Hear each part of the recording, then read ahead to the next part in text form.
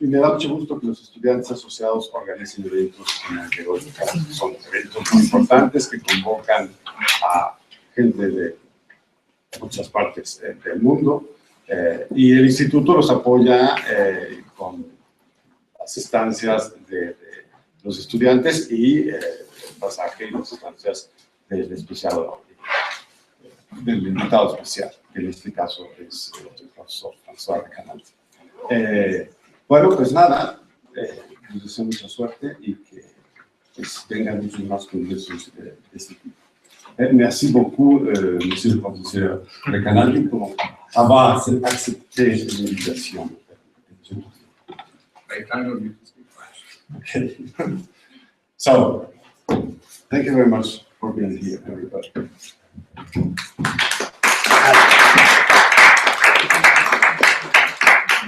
Y bueno, empezamos con la primera sesión que va a moderar la doctora Hansberg.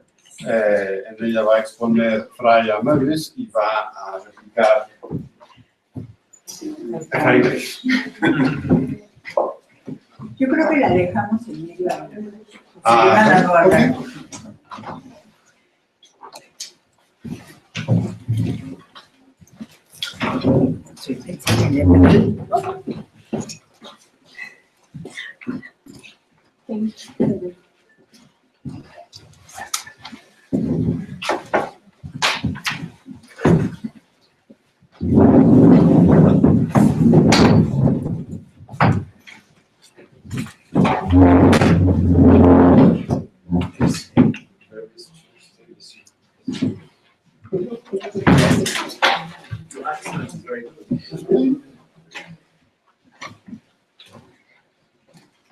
Good morning.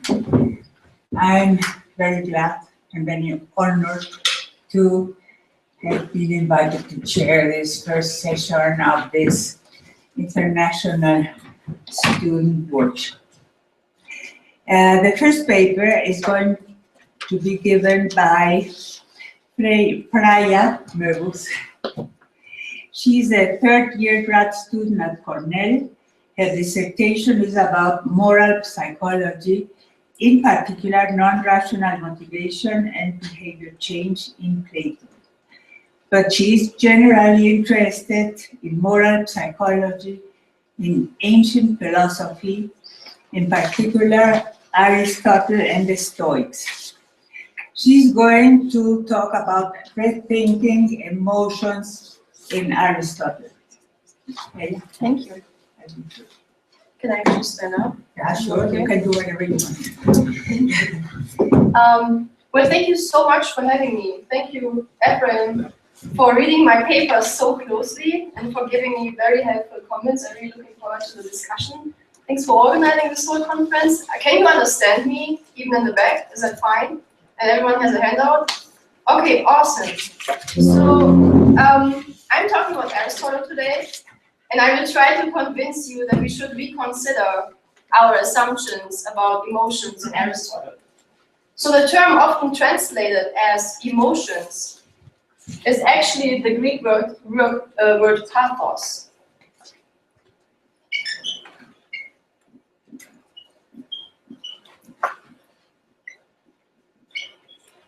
And the plural is pathe.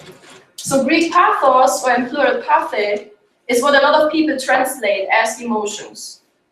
And pathos plays an important role in Aristotle's ethics. Being virtuous, for example, being brave or being moderate, consists in having the right pathos at the right time, to the right extent, and towards the right people and things, as we learn in the Nicomachean Ethics. And that's text number 0 on your handout, which we are going to read now a little bit. So in the Nicomachean Ethics, we learn that by virtue, Aristotle means virtue of character. For this is about pathos and actions. And these admit of excess, deficiency, and an intermediate condition.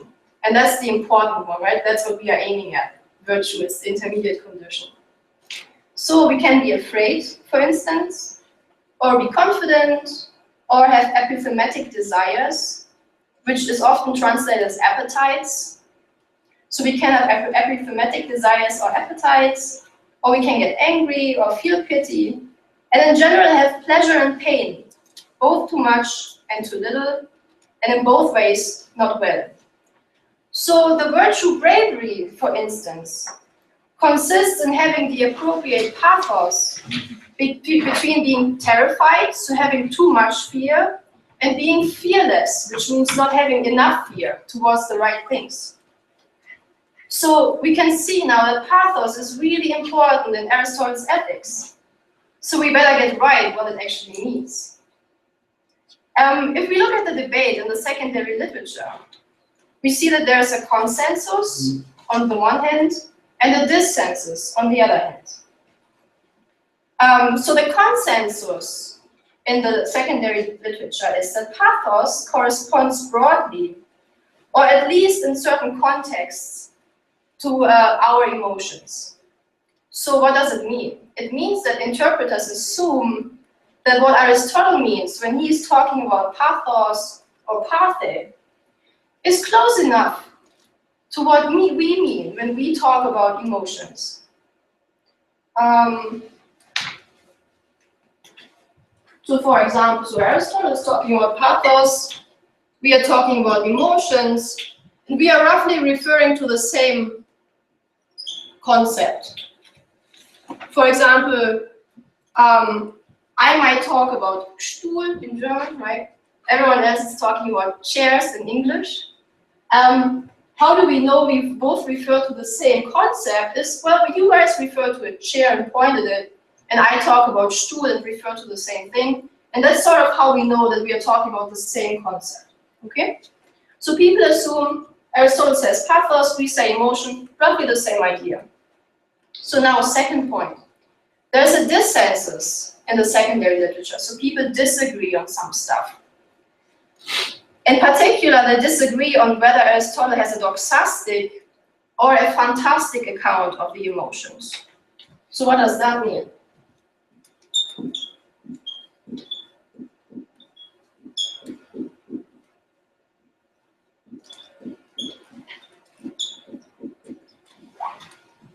So this side of the secondary literature debate, the doxastics, they believe that beliefs, or equivalently higher cognitive states, are necessary for emotions.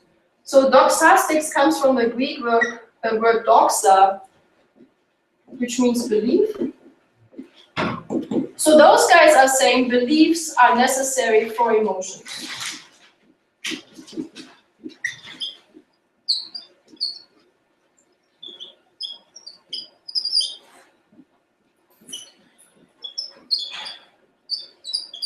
Okay, that's one side of the debate. The other side, the fantastics, it comes from the Greek word fantasia, which means imagination. They are saying we actually don't need beliefs necessarily. Imagination or fantasia is sufficient in order to have emotions.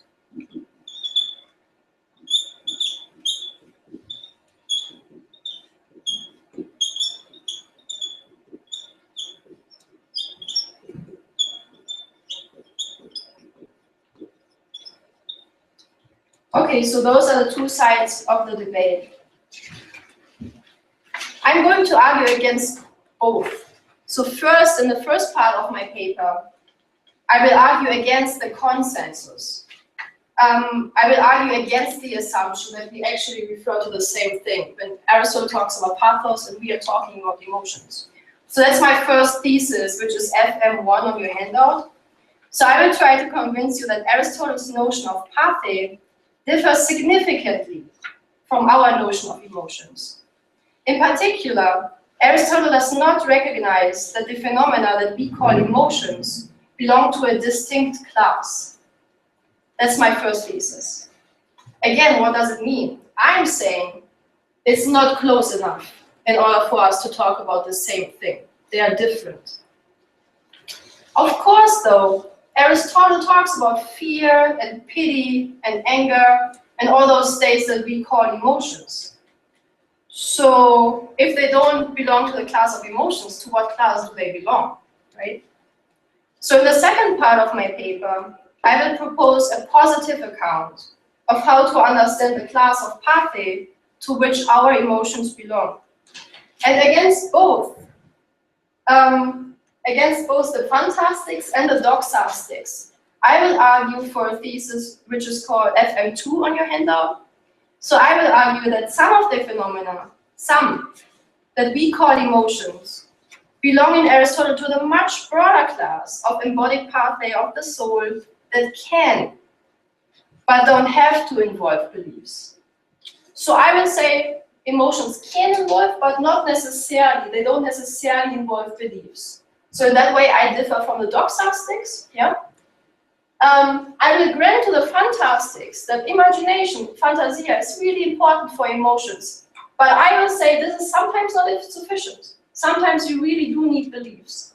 So I will try to defend a middle position between those two positions defended in the secondary literature. Okay, so I will argue for my first thesis in the first part of my paper, and for my second thesis in the second part of my paper. So let's start with the first part of the paper. Aristotle's notion of pathway differs significantly from our notion of emotions. So before we look at the texts and at the textual evidence, let me say a little bit about our notion of emotions. For the purpose of this talk, it is actually not required that we all agree on one notion of emotions. And that would probably be really hard, right? What are emotions? Do we actually know? Do we all agree on one notion? Probably not. There are probably different theories in this room. However, whatever your theory of emotions might look like, the important part is that you should see at the end of the presentation that still Aristotle's concept of pathos is pretty different. So whether you are a fantastic or a doxastic, or whether you feel, or whether you think that emotions are pretty close to feelings or sensations, in any case, I hope you will see at the end that Aristotle's pathway are quite different. Okay, so first I'd like to convince you that pathos does not correspond broadly to emotions. And that's section 1.1 on my handout. So if you look at the text passages, pathos can refer to all kinds of stuff. It can refer to thinking, as text 1 shows. So Aristotle refers to thinking explicitly as a pathos. And as I said, whatever your theory of emotions is, or whatever you think or we think emotions are, thinking is pretty odd. It's pretty weird to call thinking an emotion. Text number 2. Aristotle calls waking and sleeping a pathos. Same story, it seems very broad. So pathos seems to refer to a lot of states that we naturally wouldn't call emotions. And even more interesting, in some other passages, he called sense perception and even impregnation a pathos. So,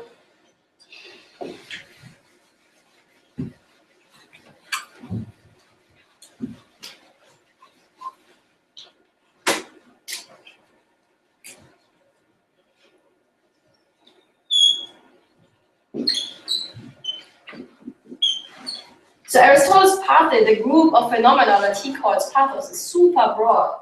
So we have thinking in here.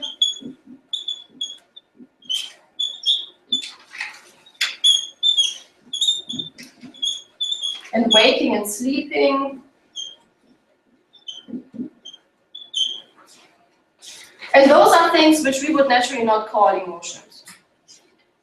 So now, if pathos can refer to all those funny things, right? Why do people come up with the idea in the first place that it could ever mean emotions? Well, there are a couple of passages in which it looks like Aristotle is using pathos in a very restricted sense. And he's using it in order to refer to emotions exclusively. And those are passages which you can find under 1.2 on your handout. So what I would like to do now is I'd like to try to convince you that not even in those narrow passages, pathos refers to emotions. Okay, So let's have a look at text number 3. Aristotle says, by pathe, I mean epithematic desires or appetites, anger, fear, confidence, envy, joy, friendliness, hating, longing, jealousy, pity, and in general those things which are accompanied by pleasure or pain. Okay, text number 4 from the rhetoric. Pathe are all those things through which, by undergoing change, people differ in regard to their judgments, and which are accompanied by pleasure and pain, like anger, pity, fear, and other such things and their contraries. So in those passages, Aristotle has been taken to classify emotions paradigmatically, that means through examples. So the list of examples, interpreters have argued, makes clear or suggests that pathos here is used in a narrow sense to refer to emotions exclusively. So I guess, yeah. Yeah, I have a question. What does epithemic mean? Oh yeah, sorry. So epithematic desire, if you look into the Greek, it says epithemion. It's just, you could also say appetites. Yeah, but what does it mean? Hunger and thirst, for example. Thank you. Yeah, so non-rational desires like hunger, thirst, or eros, like sexual desire, all that kind of stuff. Thank you. Any other clarification questions? Okay, so what is going on here? First, we have seen pathos is super broad, refers to all those funny things like waking, sleeping, thinking. Now people say, well, look at those passages 3 and 4. In those passages, pathos seems to refer to emotions exclusively because stuff like anger and fear, like classic emotions, are among the things on the list. However, interpreters have also pointed out that a couple of things on those lists don't look like emotions. In particular, friendliness, hatred, and epithematic desire of the appetites, like hunger and thirst, they look funny. And they have caused a lot of trouble for interpreters. So let's have a look at those unemotional pathe and see if they're actually unemotional. So now we are talking about friendliness, hatred, and appetites, or epithematic desire, for example, hunger and thirst. Okay, so friendliness first, text number 5. Aristotle characterizes being friendly as wishing what one believes to be good things for someone. So now if you look into the Greek, the term wishing in Greek is boulestai, and that means in Aristotle a rational desire. Aristotle distinguishes between rational and non-rational desire, and boulestai is the rational desire. So now if we translate this back, being friendly is rationally wanting good things for someone. And that doesn't look like an emotion to a lot of people. In particular, to the fantastics, right? So the fantastics were those people who say, you don't need beliefs. You don't need a higher form of cognition. Fantasia, imagination is sufficient. So those guys in particular are troubled by Aristotle characterizing friendliness in a very cognitive way, as a rational desire. And as an example, I put a quote by Cooper on your handout. So Cooper wonders, how can Aristotle think that friendly feeling is based on wishing, on rational wanting, and yet that it is a pathos, something essentially non-rational? So if you think that emotions are non-rational, as the fantastics do, and if you think that emotions are pretty much correspond, that pathos corresponds to emotions, now you have a problem. And it gets even worse for the fantastics if we look at the phenomenon of hatred, the second unemotional emotion on the list. And that's text number 6. So I translate echtra and misos as hatred, which is a very common translation, but it's also a really bad translation. I couldn't come up with a better one so far, maybe enmity or indignation. Why is it a bad translation? Because hatred in English suggests something passionate or something emotional. So that's why it's hard to see what's coming up. But keep in mind that this is just a translation of the Greek echtra and misos, and that I failed so far to come up with something more fitting. So let's see how Aristotle characterizes hatred. He characterizes hatred in comparison to anger. He wants to distinguish hatred from anger. And he says, and that's text number 6 on your handout, Aristotle says that hatred does not necessarily arise from concrete acts committed against us. So a man can hate another person without having been wronged by that person. Second characteristic, hatred is characteristically directed towards generic characters. So what does it mean? When I'm angry at someone, I'm angry at a certain person, at a particular person, because he did something particular. So I'm angry at Christian, who I met this morning, because he got the last cookie at the coffee shop, right? Particular person, which didn't happen. But that's the idea. Concrete person, particular act. Yeah. So now hatred in comparison is different. So I feel hatred towards cookie thieves. Yeah. Very generic, very broad. Not a particular person. No one has stolen my cookie.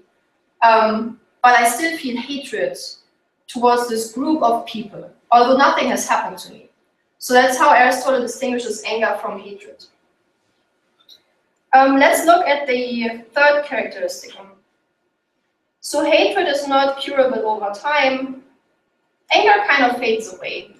I'm angry today. I really want a cookie, but tomorrow I don't care anymore. The man who hates does not care whether the evil person suffers in turn. He simply wishes that the evil person does not exist. So if I feel anger, I really want this person who stole my cookie to suffer. I go there tomorrow and I make sure that I get the last cookie, right? So I want revenge. If I feel hatred, not so much. I don't care if the other person suffers. I don't want cookie thieves to exist. If you don't like spinach, maybe that's similar. I don't care. I don't feel hatred. I don't feel anger towards spinach. I just don't want it to exist. I feel like this is an unnecessary thing on earth. It just shouldn't exist. Number 5. The man who hates does not feel pity. The man who is angry might feel pity. And now, very importantly, number 6. The man who hates is not in pain. So now hatred has troubled interpreters severely, because people worry about Aristotle's unemotional, unpersonal, rather rational characterization. In particular, the fantastics, again, are in need of an explanation, because, again, they claim that emotions or pathe in Aristotle are non-rational. Now, though, hatred looks pretty rational. Again, we get this Boulezai idea, this rational desire that thieves don't exist, or cookie thieves don't exist, without this emotional, passionate component. So let's have a look at how Jessica Moss, who is one of the defendants of the fantastic account, let's see how she deals with hatred. And that's, I put the quote on your handout, so you can read it on. So Jessica Moss recognizes that hatred differs from the other pathe, and she suggests that Aristotle, and now I quote, Aristotle concludes hatred with the other pathe in conformity with popular opinion. And Moss then explains that I mostly ignore them, meaning hatred and friendliness, in what follows. What I, Jessica Moss, aim to do is to offer an account not of everything that Aristotle has on his list of passions, but of a natural class which lines up roughly with that list. So I think Moss's response is a very good example for how interpreters deal with unemotional pathe. So they take pathos in text 3 and 4 we looked at. They take pathos to mean emotion. But they also recognize that friendliness and hatred looks kind of funny on that list. But instead of reconsidering whether pathos actually means emotion, they stick to the translation of emotions and try to somehow ignore or explain away those funny guys like friendliness and hatred. Now, instead of ignoring unemotional pathe, I suggest that we acknowledge them and at least try to come up with a all-encompassing understanding of pathos.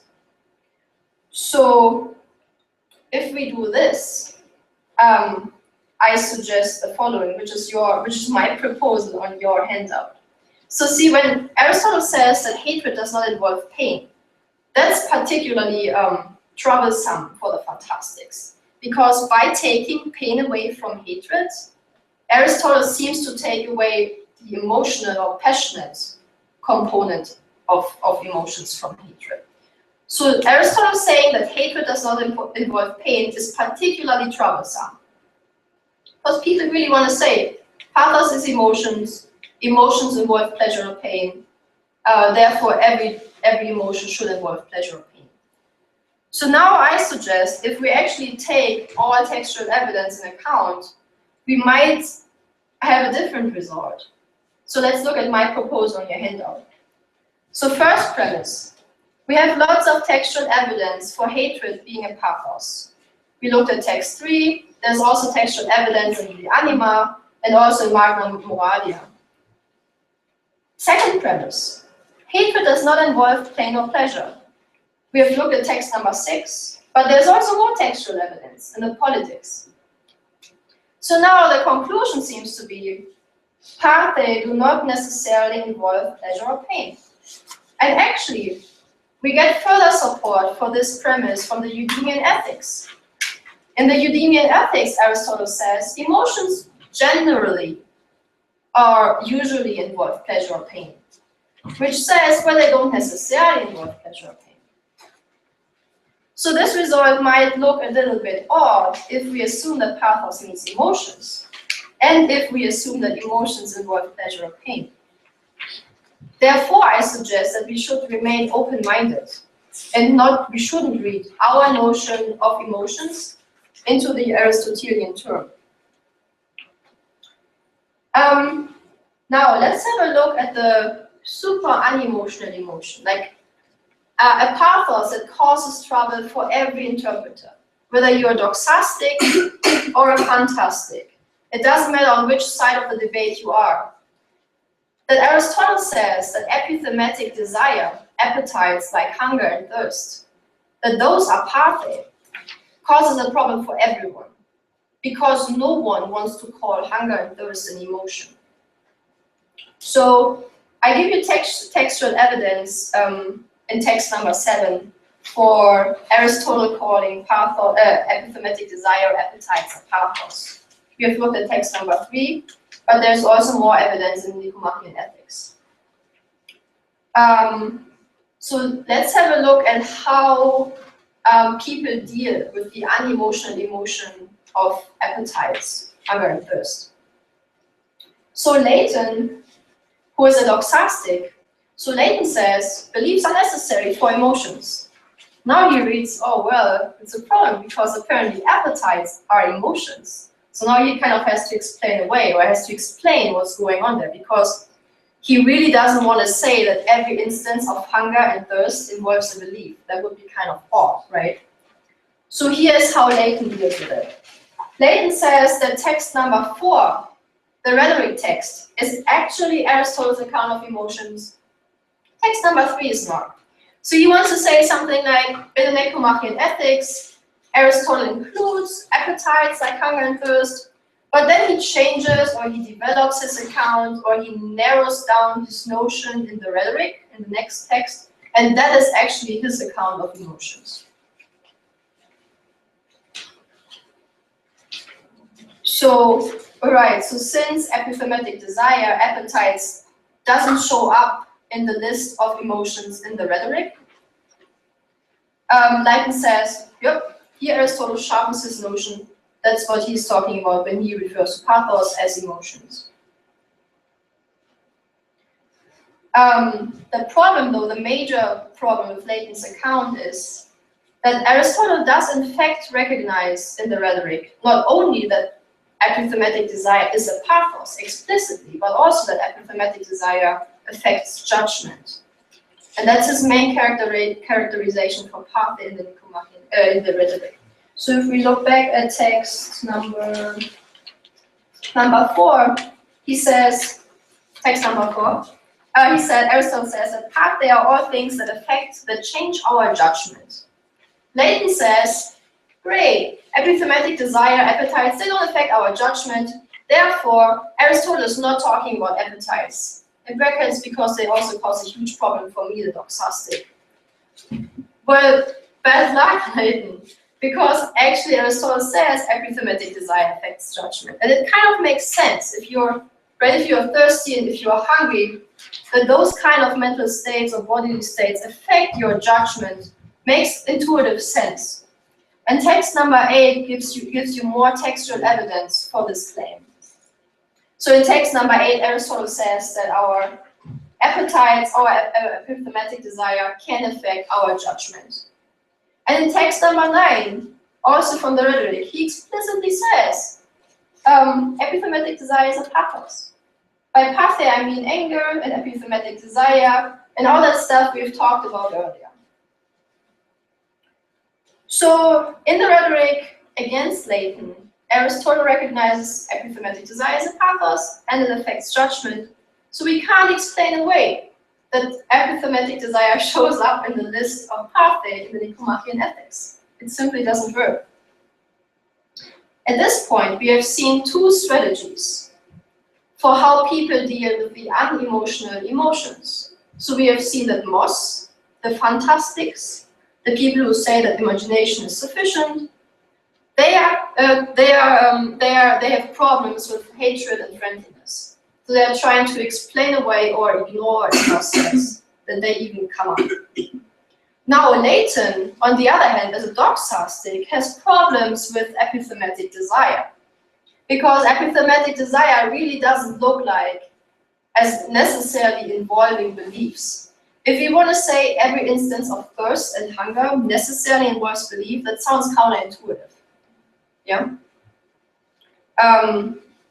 So now, instead of trying to somehow explain away hatred, friendliness, and epithematic desire, I suggest that we take Aristotle's account seriously and assume that those phenomena belong to the same class of pathe as anger, fear, and pity, and all those things that we are happy to accept as emotions.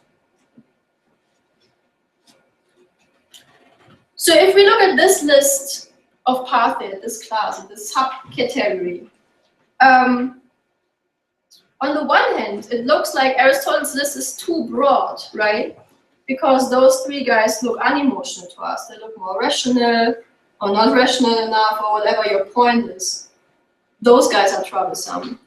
On the other hand, though, it's also surprising that if Aristotle really wanted to talk about emotions, why doesn't he talk about sadness, right? So there are some instances of emotions missing on this list. So, you know, if you ask me, oh, I want to talk about emotions, so give me some classic emotions I want to talk about, I would probably say, well, maybe joy, sadness, anger, and fear are definitely on there. But there are also some other guys which don't show up. So the idea is maybe, oh, that was wrong. So maybe,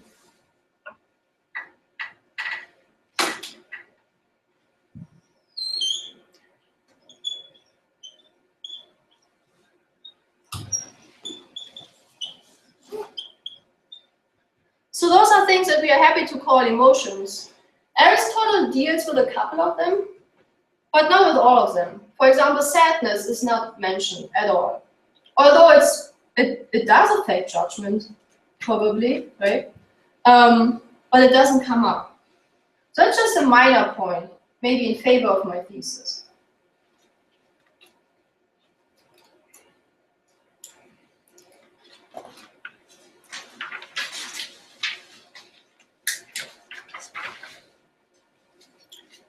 So now we are ready to conclude result number 2, which is also on your handout. So what have I argued for so far? I've said that neither the subcategories of the pathe that Aristotle classifies paradigmatically in text 3 and 4 corresponds to emotions. Yeah? So when Aristotle talks about pathe in text 3 and 4, I don't think he's talking about emotions. I think translating pathos as emotions is misleading. Why? First reason, because his example list contains a lot of unemotional phenomena. And second, his example list does not include a lot of basic emotions, like sadness. Yeah? So he seems to be a little bit off. So now, and that's point 1.3 on your handout, I suggest that we look at the intersection right here. The intersection between what we call emotions and Aristotle's pathe. Yeah? Let's have a look at those guys and see whether Aristotle can distinguish them from non-emotions. So the idea is, maybe Aristotle doesn't have a term, right? So maybe he doesn't have a particular term that only refers to emotions, he only has pathos, which is super broad. But maybe he characterizes fear and anger in such a way that would allow him to distinguish fear and anger from friendliness, hatred, and appetites. Yeah? Okay, so in order to do this, let's have a closer look at anger and then at fear. Let's see how Aristotle characterizes it and whether it's sufficient to distinguish it from the unemotional emotions. Okay, text number 10 on your handout. So anger, orge, is characterized as follows. Let anger be a desire with pain for revenge because of an apparent slight. And every instance of anger is accompanied by some pleasure from the hope of retaliation. For thinking to get what you want is pleasant. So again, I'm angry at the cookie thief, and I have the desire to take revenge, and this desire is kind of painful because someone has taken the cookie away from me. But I also have the hope, like I anticipate that tomorrow I will be the first one at the coffee shop, right? And this gives me a lot of satisfaction, like getting there first, getting the last cookie, and then seeing my cookie thief suffering. That gives me a lot of pleasure. Third characteristicum, the image of revenge that arises creates pleasure. So what's going on? I have a mental image. I have an imagination about me getting there first, getting the last cookie, and then the other person suffering. So what does Aristotle say? Aristotle says anger involves desire. Says desire with pain. What else? Oh, it's also accompanied by some pleasure, because I anticipate revenge, right? That's pleasurable. It also involves hope for retaliation. And now, so if you look at the text, you can see that hope is a cognitive term in Aristotle. Hope involves thinking, cognitive states like beliefs. So if I hope that I get the last cookie, I'm thinking, I'm believing that I will get it. So hope involves some cognition, some belief, or some thinking in a general sense, not to be more precise here. What else? Oh, I'm also imagining. I have this mental image in my mind about me getting there and getting the cookie.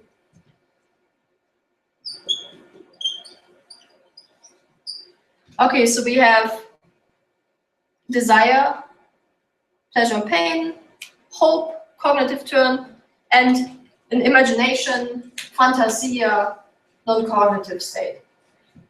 Okay, now let's have a look at fear. How does Aristotle characterize fear? And that's text number 11 on your handout. Let fear be a sort of pain or agitation from the imagination of a future destructive or painful evil. The one who is in danger has an epithematic desire, again has an appetite, probably to run away.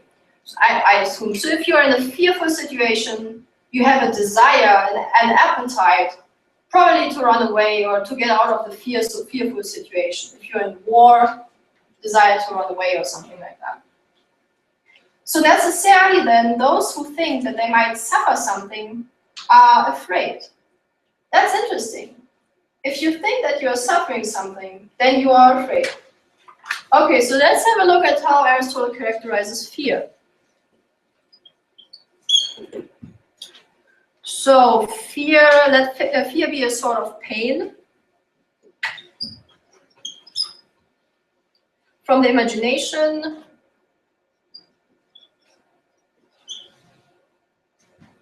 of a future evil. What else? Well, we have an appetite, a desire to run away. And then it can also involve a belief, right? Necessarily for those who think who are in a fearful situation, they are afraid. So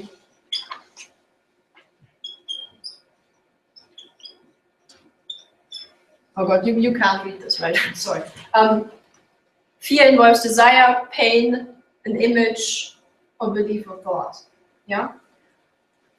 So now, the idea is, if Aristotle characterizes fear and anger in such a way that would allow us to distinguish them from those three guys, it could be argued that Aristotle has some appreciation for our notion of emotions.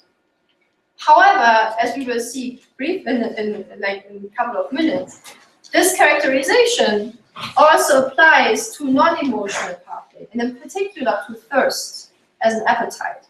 So now the idea is we look at appetites, for example, thirst, and check how Aristotle characterizes that. Maybe it's totally different, but then we can say, oh, well, he doesn't have a term for emotions, but he still has an idea. So he distinguishes between them, but he doesn't lexicalize it. He doesn't, invent a term for it or something. And that would be fine, right? So let's look at thirst, and that's text number 12 on your handout. So some kind of pleasure accompanies most kinds of epithematic desire. For people enjoy remembering that they got some pleasure, or hoping that they will get some pleasure. For example, those being thirsty, when having fever, enjoy remembering that they drank and hoping that they will drink. So, some kind of pleasure. But first of all, thirst is an epithematic desire, right? It's an appetite. So we have the desire component again. That it involves pleasure. It involves remembering. Memory. And memory in Aristotle involves imagination, fantasia. So by Aristotle saying thirst involves remembering previous drinks, no? He is saying thirst also involves images, imagination, fantasia. And again, we get hope. So you get memory or hope. And as we have seen, hope is a cognitive term. Hope involves thinking or believing that something will happen. Remembering involves images, mental images that something had happened. So does it look similar? So in all three cases, we have a desire component. We have a hedonic component. We have pleasure or pain. We have a cognitive component. We have hope here. belief or thought there and hope again here. And we have a fantastic component. We have an image, fantasia, in all cases. So it doesn't look like Aristotle has the means to distinguish thirst from fear and anger. Well, now we have a problem, right? Because now this subset of pathe that we recognize as emotions, Aristotle can't distinguish them from the subset of pathe that we don't recognize as emotions. That's result number 3 on your handout. He can't distinguish anger and fear from thirst. Which means, apparently there is no distinct class of emotions in Aristotle. So now, putting together result 1, 2, 3, I hope I have convinced you a little bit that Aristotle's pathe differs significantly from our emotions. Aristotle does not recognize a class of phenomena that we call emotions. So now what does it actually mean? What's the importance of this evidence? Well, you could say that given this evidence, Aristotle seems to lack the concept of emotions, and that sounds very dramatic, right? You might say that, well, if he can't distinguish emotions from non-emotions, he apparently doesn't have the concept. So we are not talking about the same stuff. So that was the consensus in the secondary literature. Now it looks like Aristotle is talking about pathos, something different than us talking about emotions. And now you can see that translating pathos as emotions might cause problems. Because, we have all those expectations and idea about what emotions are, and apparently that's different from what Aristotle means when he's talking about pathos. So one way to put my result a little bit dramatic, or super important, is to say Aristotle lacks the concept of emotions.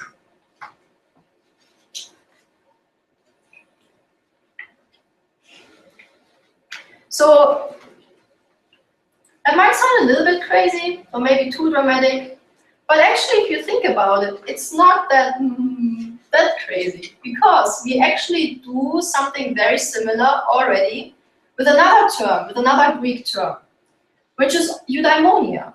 Eudaimonia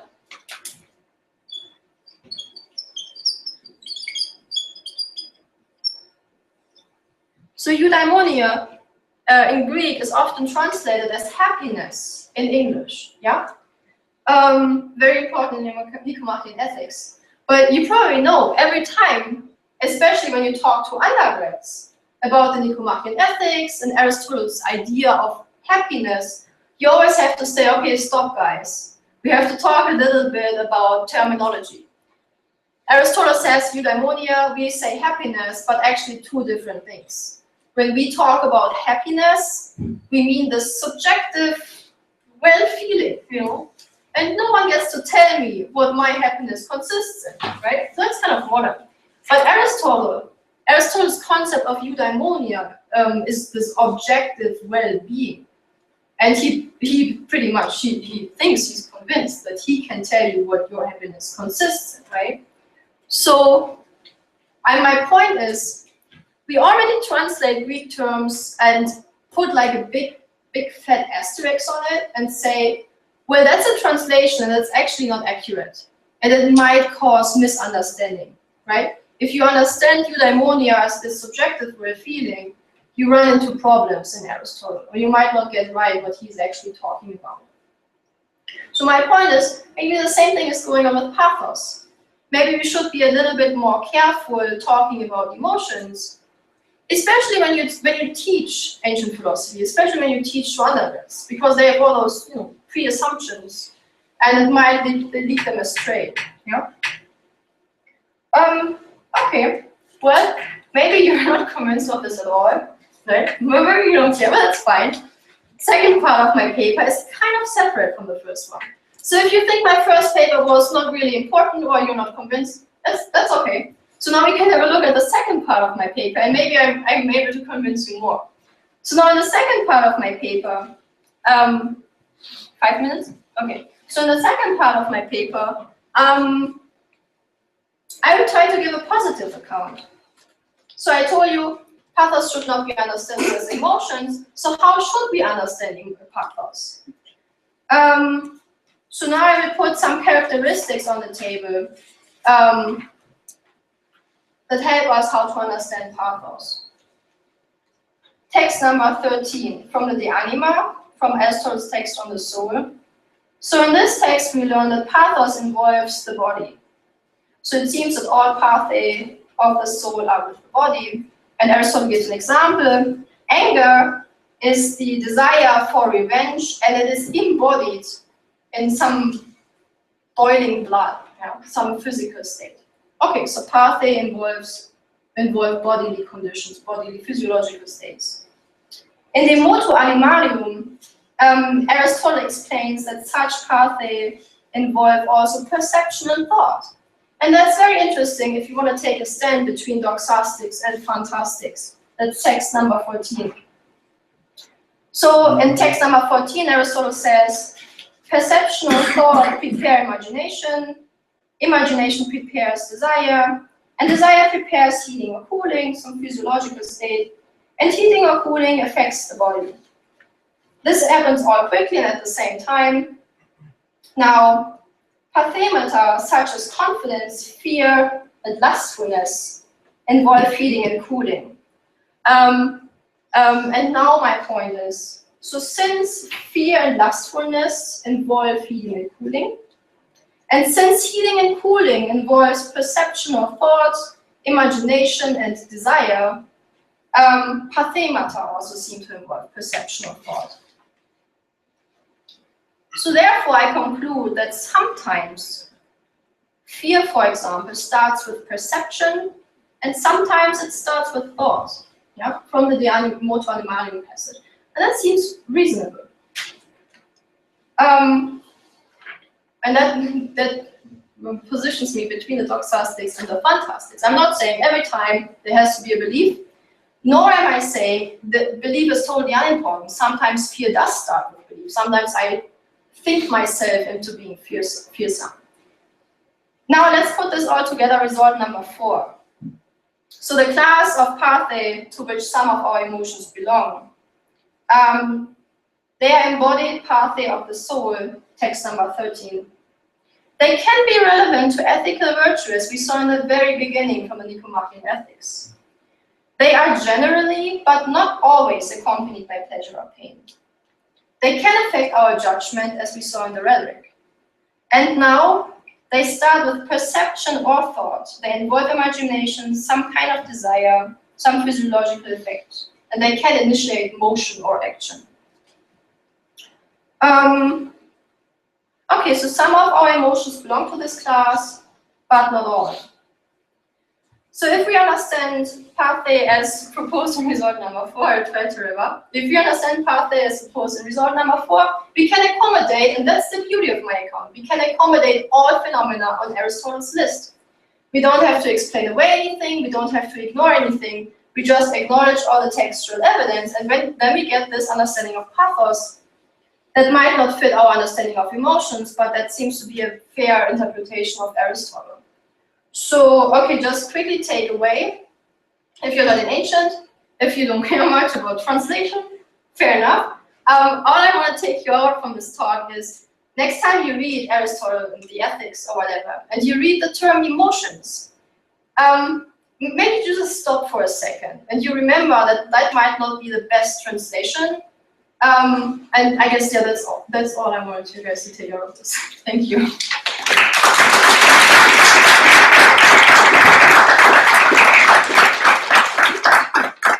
Thank you, Clara. Now, Efraín Gayosso is going to give a reply. Thank you. Thank you, Freya, for your presentation. And I must clarify that I'm not a specialist in Aristotle, but I focus on the theory of emotion, on the topic of emotions. Okay. In her paper, Freya suggests an interesting account about the Aristotelian concept pathae and our contemporary concept of emotion. Again, some interpreters who deem that pathae and the contemporary concept of emotion are equivalent to Freya, this interpretation is wrong. For her, this interpretation leads to accept that there can be no emotional emotions, although these sound weird, which are contained in the concept of path. Freya already talked about this, now I want to focus on some topics of her paper. At the beginning, Freya wonders if there could be an Aristotelian theory of emotion. This is still a subject of debate, but could we say that there is not a theory of this kind, at least in rhetoric? In the second book, Aristotle approaches a range of emotions like anger, love, hatred, fear, shame, compassion, indignation. And in this part, he shares elements that are contained in those emotions. It is noteworthy that these elements are taken up by contemporary philosophers as Martha Nussbaum to build their own theories. Later, Freya says that there are two interpretations about emotion in Aristotle, the dosastic and the fantastic account. The first one claims that emotion necessarily involves belief, while the second one argues that the perception and imagination are sufficient. According to Freya, these two interpretations are competing. Although Freya returns at the end of the paper to the dosastic and fantastic account, the question that arises here is whether these interpretations are really competing, but within both interpretations are able to complete the emotion explained. Depending on the case, we could take one or another interpretation. There are emotions that necessarily involve belief, but others do not. Also, there are emotions that sometimes involve belief and sometimes do not. Examples of emotions that often involve belief are shame and guilt. Examples of emotions that do not necessarily involve belief are fear and anger.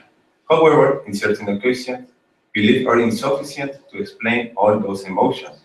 Someone could ashamed with knowing why, or someone else could be surprised because he believes that this landscape is amazing.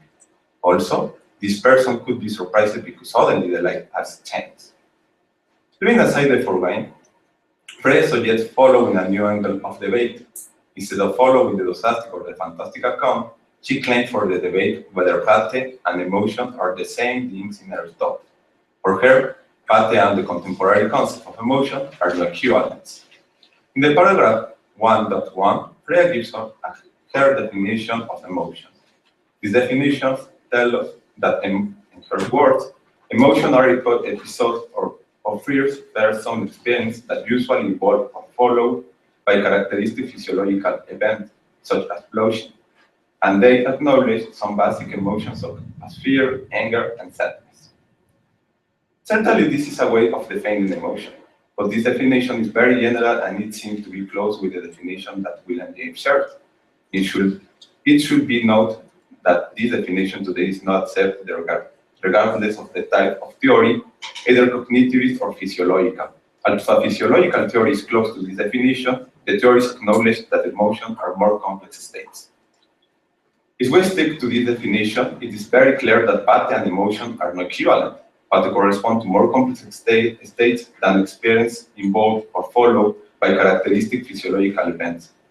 Also, pate corresponds to desire, character, and even complex emotions like guilt, shame, or compassion. Whether the criticism is based on the definition, so this criticism does not affect all emotion, only a few. These affect basic emotions. Despite the way emotions are defined, we can accept that emotion and pate are not equivalent, but still we have to clarify whether or not emotion are part of pate. Freya gives a little ambiguous answer of this. Emotion do not correspond to pate, but there are states that have traditionally been taken as emotion, which are not emotion in Aristotle because they do not correspond to a state of pleasure and pain. Those states are friendliness, hatred, and epistemic desire. Under Freya interpretation, these states are unemotional and they are contained in the concept of pate. Nevertheless, Aristotle in Nicomachean Ethics mentions a set of states which mean pate, and in this set there are contained an emotional state, another emotional state like fear, anger, envy, and pity. Although there are unemotional elements, there are also emotional elements, and unemotional elements are no conclusive evidence to say that the concept of emotion does not play any role in his investigations. Many emotions are still recognized as emotion over time. It is even aware that hatred is an emotional state. Furthermore, Freya claims that the Aristotle's list do not contain basic emotion. However, that Aristotle does not give examples of basic emotion. It is not a proof that none of the subcategories of the path correspond to emotions. In the end, what are the basic emotions? There are emotions which are typically catalogued as basic, but sometimes they are not. For example, someone can be afraid of a snake, but someone else can also be afraid of a final exam. Afterward, Freya asks whether Aristotle has a vague notion of emotion, as we contemporarily understand it. In her words, the hypothesis that on Aristotle accounts emotions have some characteristics in common that allow him to distinguish them from non-emotions. The conclusion of Freya is that Aristotle lacks the concept of emotion because he cannot distinguish among emotional and unemotional patterns. This was because both patterns involve desire, pain, or pleasure, and belief or imagination. Nevertheless, in some contemporary theories about emotion, even those elements, pain, pleasure, desire, belief, or imagination, are taken into account as important part of emotions. The pretension of those theories is to distinguish and define emotions. What is what counts as an emotion? This is the question that is still in force.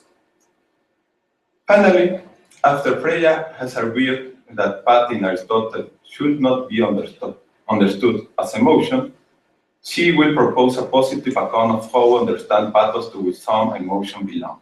I agree with her and the 5 characteristics of the class of pathe to which fear, anger, epidemic desire, friendliness, and hatred belong. And I think that all those kinds of things do not correspond to the emotions class.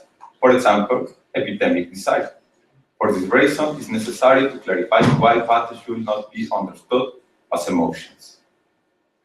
However, as I said above, I do not think that there is no concept of emotion in Aristotle. Of course, the class of pathe is broader than the emotions concept. Nevertheless, this does not mean that Aristotle lacks the concept of emotions. Defining emotion is difficult, and they do not correspond always to a single definition. Emotions are a complex class. Lastly, I agree with Freya that emotions, 1, implies some bodily movement, 2, they are relevant to ethical virtue, 3, they sometimes are generally accompanied by pleasure or pain, 4, as noted Aristotelian rhetoric, they affect our judgment, and 5, emotion generally involve thought or perception. Nonetheless, those characteristics are also shared by other kinds that are different from the kind of emotion. Henceforth, there release the difficulty of defining and distinguishing emotion from other classes. Thank you. Thank you, Efraín. Do you want to say something? Could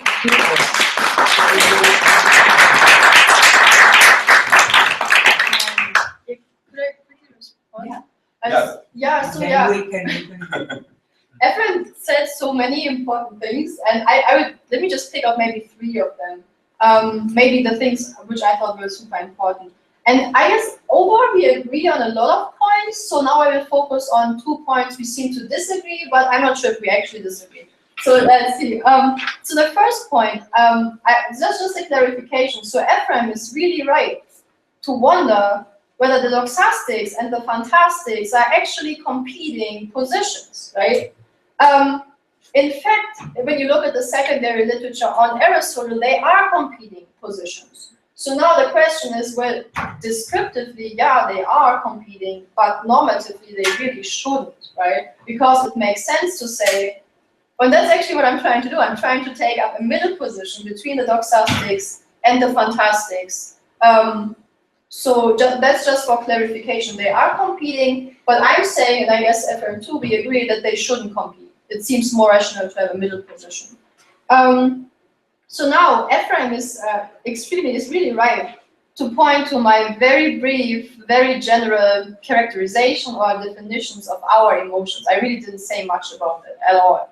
So I said, oh, they're kind of subjective, first-personal experiences or feelings. And I really tried to avoid talking about it. And I agree that there are many different theories of emotions, granted. My point is, though, that even though there are many contemporary theories of emotions, we all should see, or we all saw, hopefully, maybe, that Aristotle's path, they differ. Same with the concept of happiness. Of course, we all disagree what happiness actually consists in. And I might stand here and be like, oh yeah, it's a subjective well-feeling. And then everyone is like, oh, well, that's really too general. You have to give us more in order to convince us that Aristotle is actually talking about something entirely different. And I'm saying, oh, that's too much work for me right now.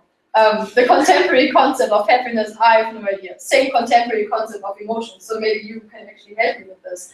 I don't have much competence in that area at all. But what I suspect is, although we don't disagree on what happiness is, on what emotions are, we can still see that Aristotle's notion of pathos differs. But yeah, I should totally close that gap in my paper. Thank you for that. The third point, and that's actually super important. So, two ways to read my, to understand my result. So I was saying,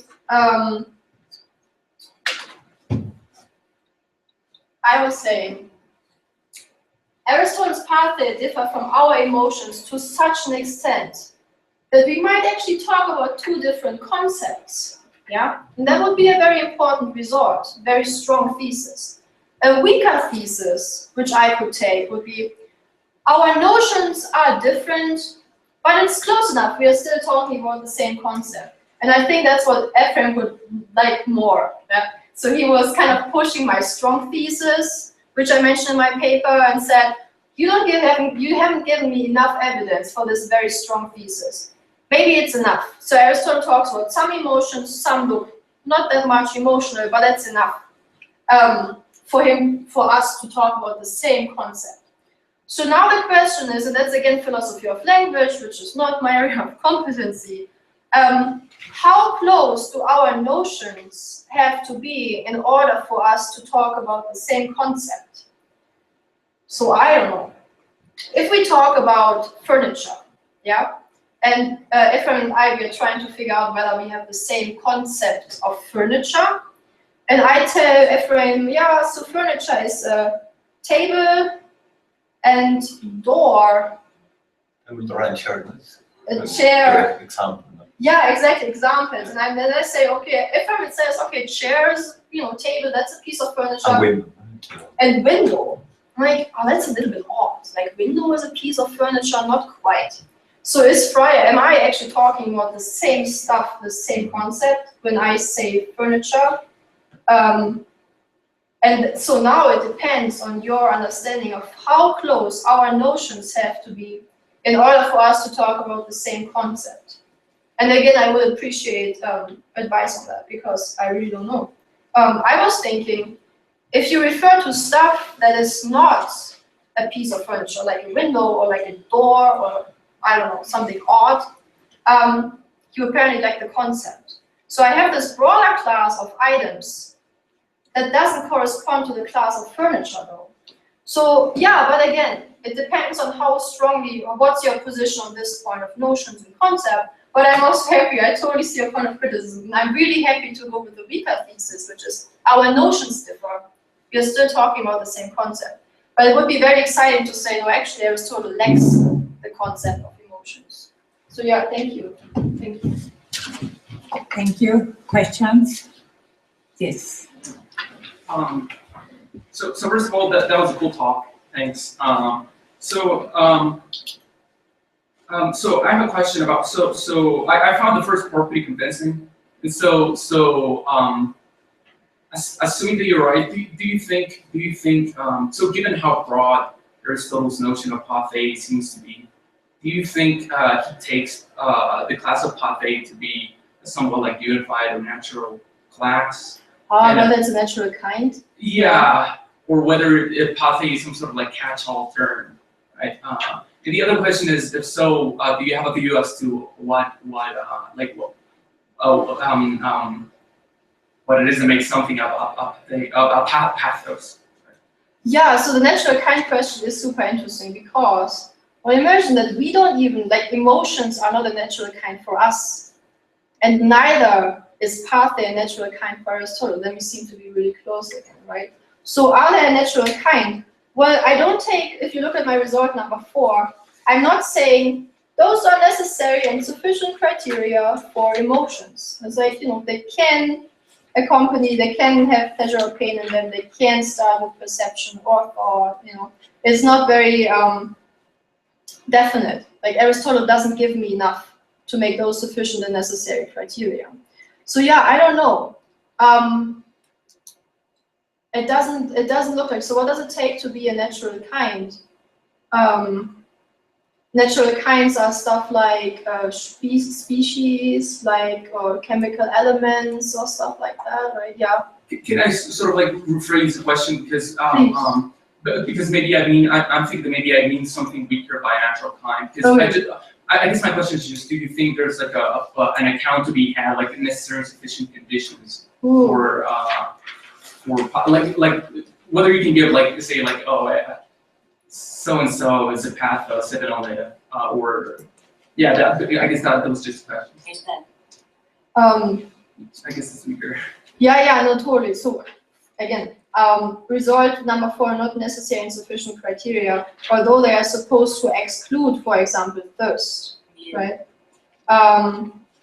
Yeah, so I don't know. I guess no. I mean, if you say a natural kind requires having necessary and sufficient conditions, I don't want to go that far because it doesn't look like Aristotle gives me enough to make that stronger claim. Yeah, thank you. Yes. Does Aristotle ever talk about animals or other species or anything like that having pathe, or is it strictly applied to humans? Oh no, definitely. So there are passages in which what is it, octopus? Octopus has fear, right? I don't know. He's talking about some physiological change or like chameleon. Is that an English word? Yeah. So he's talking about animal emotions. So yeah, so I was thinking, if you're doxastic and you say, beliefs are necessary, some higher cognitive state is necessary for emotions, then animal emotions are kind of, you have to give an explanation for those, right? And I don't know, Efraín, do you know what Nussbaum does with that? Because Nussbaum is a doxastic, right? Yeah.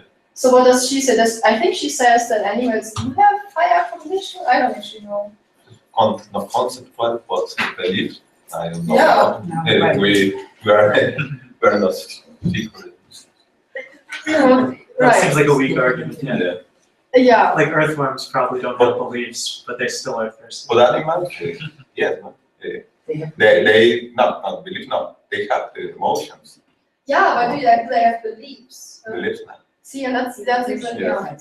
So that might be a point for the fantastic, for the people who say, oh, you don't necessarily need beliefs. Yeah, exactly. Yeah, thank you. Another question? Yes. It's only one question of clarification and interpretation of Aristotle. Do you think that there is a contrary term to pathe, for example, policies? Yeah. For example, I think that pathe means something that affects the subject. I don't know, policies means another thing, for example, an active position of the subject. So how do you interpret it? No, thank you. Thank you for that. You're absolutely. That can possibly be helpful for you, because if you find a contrary term to pathe, it will be more. You can have a better explanation. For example, Aristotle had this concept of policies and pathe, and they are contrary, but they are also useful. Both are useful. Yeah, you are absolutely right. In a lot of passages, Aristotle would contrast pathos with poiesis. Poiesis is some action making, right? Some active terms. That's why a lot of people say, oh, pathos is something passive and poiesis is something active. If you look into the metaphysics of pathos and poiesis, that's what people would say. So yeah, I was a little bit troubled by that, because that would mean that pathe are passive. Does that make sense? So we can make ourselves believe that something is terrible, and then we create fear in us. Like, I start thinking about this talk, and I get terrified, and I'm fearful. That doesn't look passive to me. So you are absolutely right that Aristotle contrasts pathos with poiesis, but I'm not entirely sure how to make it a point in favor or against my interpretation. You were saying it could be a point in favor of me. That sounds good to me. Thank you. Yes. Yeah. Thanks for your talk. I found the first part very convincing, but I am wondering about the consensus. So it's a simple question. What are the reasons to defend the consensus, or why this consensus emerged? If you have strong reasons to attack them. Yeah, so why did people think at all that pathos means emotions? Why is this consensus there? Well, I guess people look at passage 3 and 4, at those example lists of emotions, and also in the anima passage, which text is that? Text number 13. Text 4, 3, and 13, like those lists of examples. I have to admit, it kind of looks like he's using pathos in a narrow sense. Yeah. I don't know. I should probably make my opponent stronger and explain longer why anyone would think it means emotion in the first place. Yeah.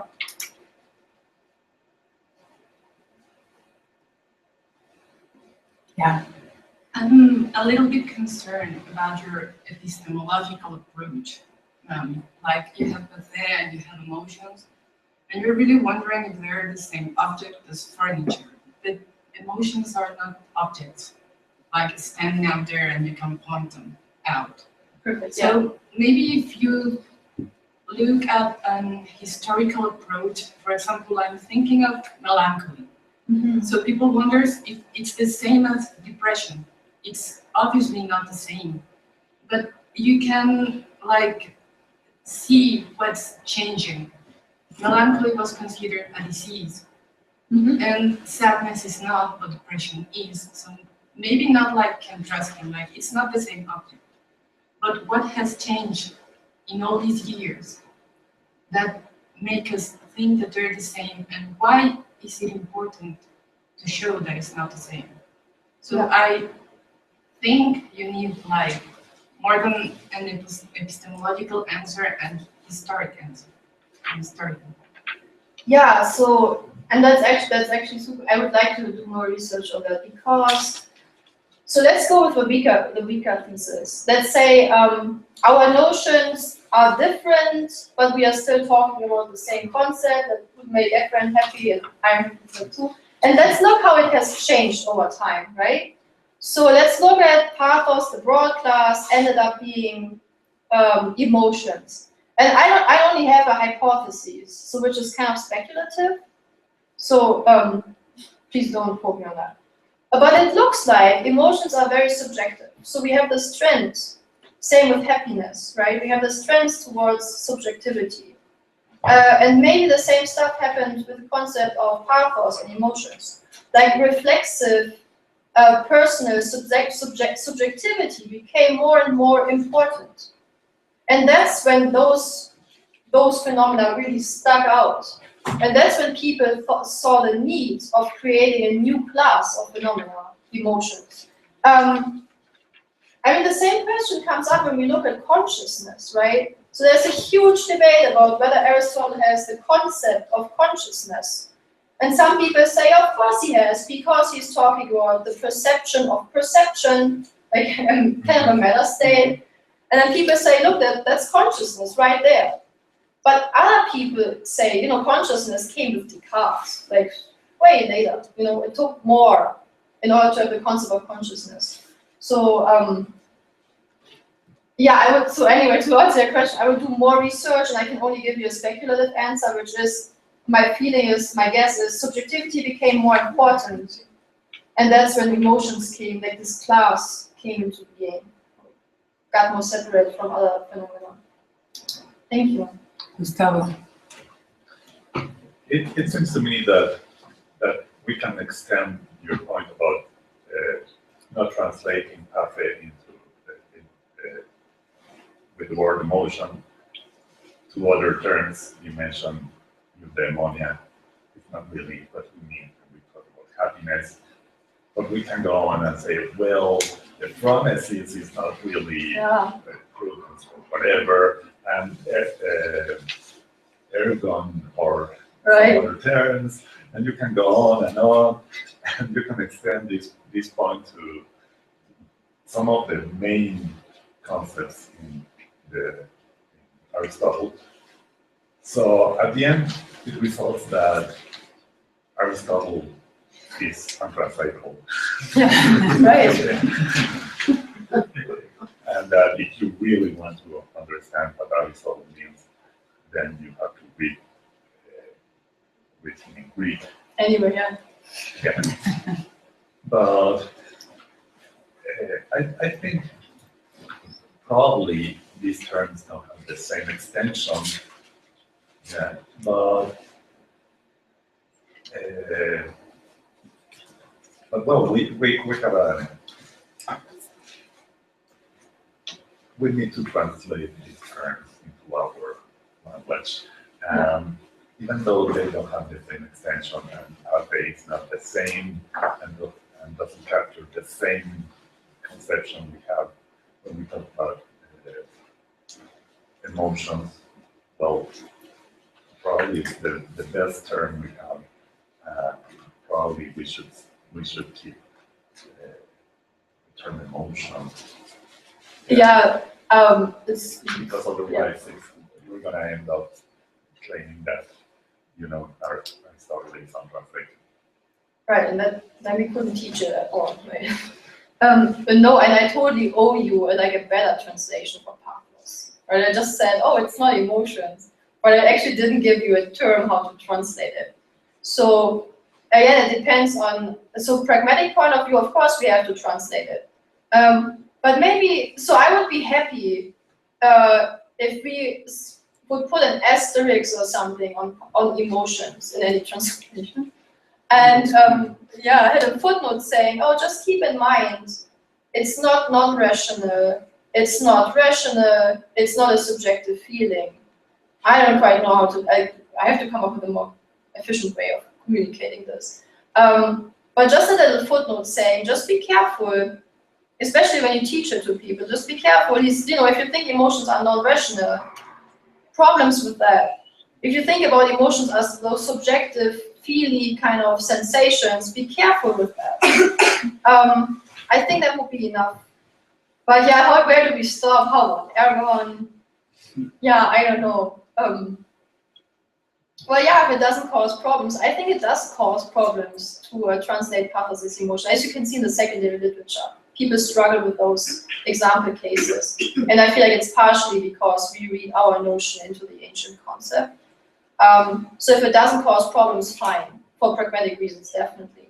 But if it starts causing interpretive problems and triggers pre-assumptions that lead you astray, then I think it's worth taking it like 30 seconds, a sentence, a footnote to make that point. Thank you. Edgar. Yeah, this is related to Arturo's and Bertin's question.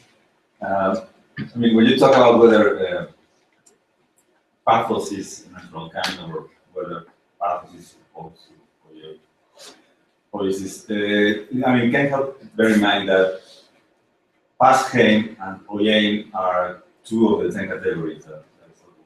So if you carry nature at joints, then you get one of two very broad natural kinds. One is poiein, one is pasheim. So the question is whether these have species that when they apply to sentient beings, which maybe I'll start to answer that. Yeah, I don't know what to make of pathos, pashein, poiein distinction. So what would be? So he says it's fear and stuff is a pathos of the soul pashein, it suffers something. Is there any poiesis? What is a poiesis of the soul? I'm just thinking out loud here. I haven't thought about this at all. Because I can't make sense so far of how that would help me to say, oh yeah, pathos is distinct from poiesis. Yeah, do you have any further thoughts on? No, I must. Yeah, no, I have to dig deeper. Thank you for that comment. Yeah. Yes. I'm just curious, and you might have mentioned this and I missed it, but do you know if this is a bigger problem translating it into English, or if there are other translations that do a better job in various languages to capture the concept? Yeah, I'm not that multilingual. German, emotion, same problem. How is it? Oh God, guys, help me. How is it in Spanish? Yeah. Does it have this passionate component? Yeah. So yeah, I don't know. Could you help me like that? Which other languages do you speak? Because it might be, maybe it's a different. It's not that much of a problem in a different language. Yeah. I was just curious. Yeah, I would be too. Sorry. Yeah, don't know more about that.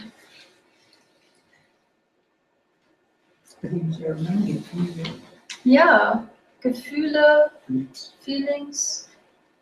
That's always, feelings is worse than emotions. I mean, it's more ambiguous. Gefühle. Yeah, I don't know. Yeah. Another question? Yes.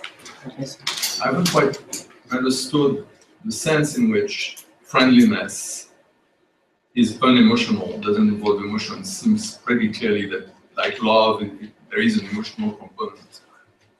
And given that it's one of the counterexamples with hatred at some point in the discussion, I think it's important to be clear about this.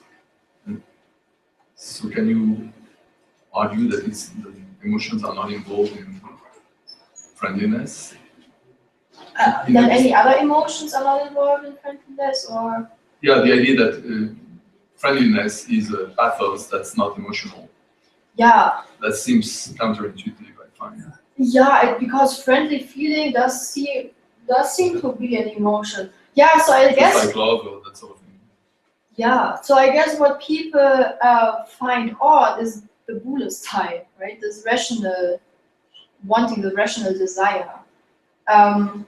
So that's still the same problem then, because it seems that the main problem is that there is this narrow understanding of emotion, which is closely tied to this physiological reaction, the amygdala, that sort of thing. It seems to be the very narrow sense, we might call that emotion.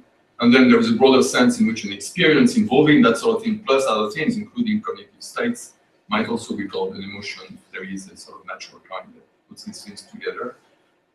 And so why not here as well say that in the case of friendliness, there is a sort of experience that has all sorts of elements. There is an emotional component, but there is also this cognitive component, possibly. Yeah, so sure, I mean, I would be totally happy with that. I guess it's, yeah, I mean, it's a problem for those people who say emotions are non-rational, like the fantastics.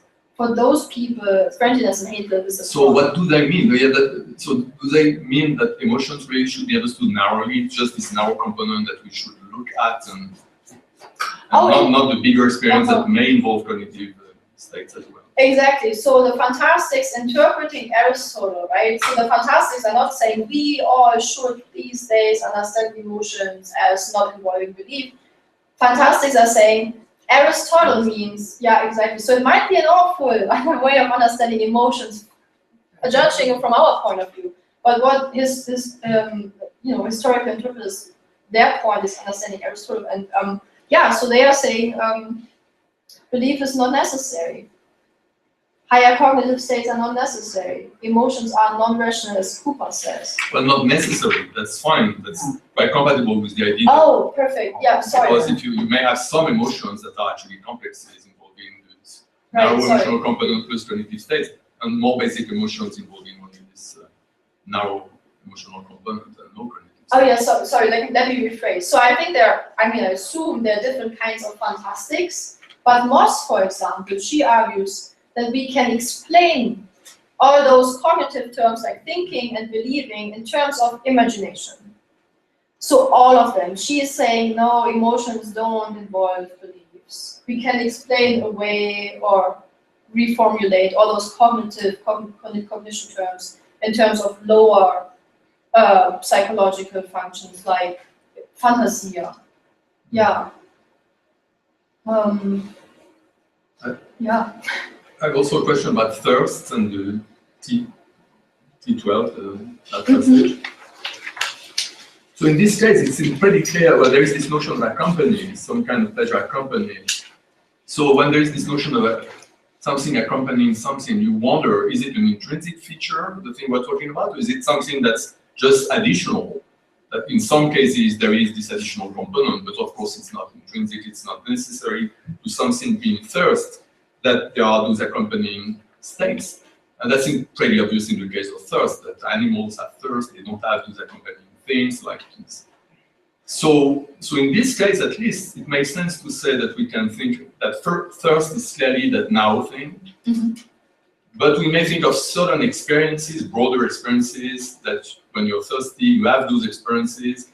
And those experiences may involve some anticipation and pleasure and pain having to do with those things.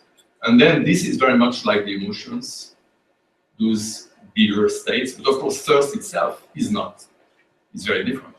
Yeah, so is the question what actually belongs to thirst itself? Yeah, so maybe there is all those terms seem to be polysemous and have narrow, wide meanings, and I presume that that's the case also in Aristotle. So maybe when he classifies thirst in the list of those pathways, that means first the experiences, bigger experiences involving thirst, but involving all those additional things. That's maybe why he puts them in this list of pathways. Maybe thirst itself would not be so classified in thirst in the narrow sense. Oh, so sorry, can I reflect? Let me just to make sure that I understood you correctly. So is your suggestion thirst, epithematic desire is on the list because it might trigger like anger, for example? It's often it comes with actual emotions. Yeah. No, I was thinking of what is the remembering, the hoping, and all those things that bring about something like pleasure. Those aspects that are very much like the other emotional experience that he talks about, but they are not intrinsic to thirst. I simply think that accompanies thirst in many instances. And my idea was that the reason why he puts them on the list is maybe because of those accompanying factors. When you take thirst accompanied by all those factors, it can be put on the list. But if you consider just thirst itself, the appetite itself, that shouldn't be on the list. Yeah, that's a good suggestion. And so the problem is I don't have textual evidence for this. So that would totally make sense and would help the doxastics, right? So the term he uses for accompany is akoluthei. So pleasure accompanies akoluthei, some kind of pleasure accompanies. So does this Greek term suggest that pleasure is inherent to thirst or something in addition? Well, he uses this word often when he talks about pleasure and pain accompanying the emotions. So I feel like if we would make the point saying here for thirst, pleasure is not inherent, but kind of on top, it kind of accompanies, like it comes along with thirst, then we would have to make the same argument for all other emotions because also they are accompanied by pleasure and pain. So would that help us? No, that wouldn't help us, right? No, I don't know if we want to generalize. It may be that there are cases in which it's inherent, cases in which it's not. Yeah. But still, we might be interested in the phenomenon of those experiences, whether a component that's present in all cases is always or not inherent in the other components as well. Yeah, so that's actually what I was thinking. I would have to work more on this. What is part of the phenomenon? What might be causal to thirst and anger, and what might come along with it, but it's not actually part of fear, anger, and thirst. I don't have more textual evidence for that to determine what's part of the phenomena. So yeah, I guess I just keep reading. But if anyone knows, but yeah, so it's important to distinguish what causes fear, anger, thirst, what is part of the phenomenon fear, anger, thirst, what triggers, that would be very important distinctions to make, but I don't have textual evidence to make any claim about that. Yeah, thank you. Somebody else? Yes. So it's just a clarification question. And this is just probably because I don't know the literature. But could you please pull out to me the argument against the people who think that the people who hold the fantastic account? Why is it so? So those people say that imagination is efficient for pathe, and they have this argument that the pathe don't necessarily involve that pain and pleasure is not a necessary condition for pathe. But could you spell out why that raises a problem for them? Yeah, so the problem is that, as Efraín pointed out too, I think, a lot of emotions in Aristotle, when he talks about them, he uses a lot of cognitive terms. He's talking about thinking and believing, especially when it comes to pity. So if you look at his characterization of pity in the rhetoric, you find believing all over the place. So it's very hard to say, oh, in all of those cases of thinking, what Aristotle actually means is some kind of imagination, yeah? So that's a problem. Those fantastics have to explain away, or they have to explain cognitive terms in Aristotle's description of the emotions. And then the other point is rational desire, right? So we saw that friendliness and hatred involve rational desire. And the fantastics want to say emotions are non-rational, so that causes a problem for them. Yeah, is that helpful at all? Yeah, I was just wondering about the connection to pain and pleasure. Oh yeah. That, oh yeah. So right, pain and pleasure. For some reason, it causes a problem that Aristotle might say hatred does not involve pain or pleasure. So now, why would that cause a problem? On one hand, you could say he seems to contradict himself. At the text passages, we looked at 3 and 4, he seems to say all emotions are generally accompanied by pleasure or pain. And then he says hatred is not. So people worry there's an internal inconsistency. Yeah? But I was suggesting maybe it's not an internal inconsistency. Maybe he's saying emotions are generally, but not always, accompanied by pleasure and pain. And I was referring to another passage in the Eudemian Ethics where he seems to say exactly that. There are problems with that. So that's one side of the problem. The other side of the problem, saying that hatred does not involve pleasure and pain, is, well, if you want hatred to be an emotion, and Aristotle explicitly says it doesn't really involve this feely, emotional, passionate component, which pleasure and pain seems to capture, that's odd. Yeah. If you want to say X is an emotion, but actually it's neither pleasurable nor painful, I feel like you have a harder case making it look like an emotion. And interestingly, like everyone is actually saying that hatred does involve some kind of pleasure or pain. Or other people say, for some reason, hatred ended up as a mistake on this list. So people are really trying hard to make sense of that. Yeah. Well, maybe the problem is the translation have not a clear idea of what an emotion is. Yeah.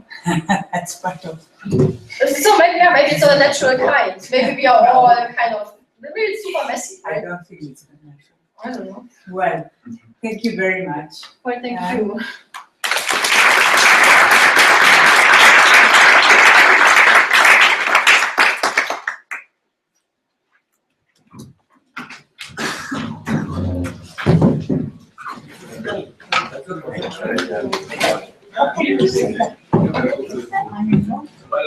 Yes.